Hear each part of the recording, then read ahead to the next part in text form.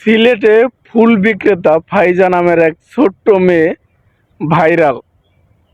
একটু ঢং করে হাসি দিছিল, সে দেখতে শুনতে সুন্দর, যার কারণে সে ভাইরাল হয়ে যায়। এখন তার পাশে দাঁড়ানোর মতো মানুষের অভাব নাই, কারণ সে ভাইরাল। অথচ হাজারো পথশিশু আছে যারা দেখতে শুনতে হয়তো ফাইজার মতো সুন্দর না, কিন্তু তাদের পাশে দাঁড়ানোর মতো একজন মানুষ পাওয়া যায় না, কারণ তারা ভাইরাল হয় নাই বা ভাইরাল হতে পারে নাই। এরকমই বোঝা যাইতেছে বর্তমান মানুষের মানবিকতা দেইখা। ওই মেয়েটার পাশে দাঁড়ানোর মতো এখন মানুষের অভাব নাই, কিন্তু তারে রাজকন্যা বইলা সম্বোধন করতেছে যে কোনো কোনো বাবার রাজকন্যা। ওই কালো মেয়েরাও কিন্তু, কালো ছেলেরাও কিন্তু কোনো বাবার রাজকন্যা, রাজপুত্র।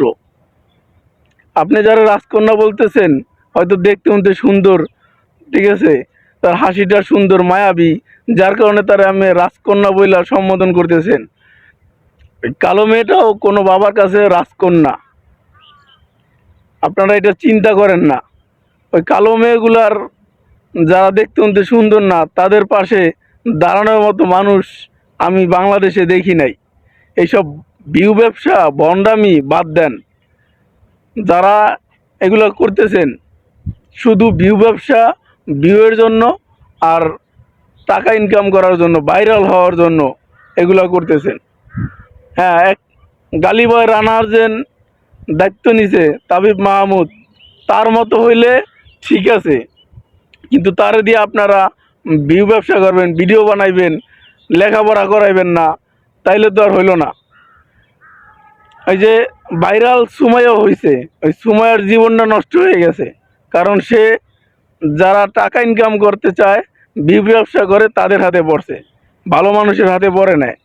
এরকম ফাইজার জীবনটাও নষ্ট হয়ে যেতে পারে যদি সে ভালো মানুষের হাতে না পড়ে। বাংলাদেশে অনেক মানুষ আছে যারা এক দুইজন পথশিশুর দায়িত্ব নিতে পারে, কিন্তু নেয় না। যদি ভাইরাল হয়, তার পাশে দাঁড়ানোর মতো মানুষের অভাব থাকে না। এটা হলো আমাদের বাংলাদেশ।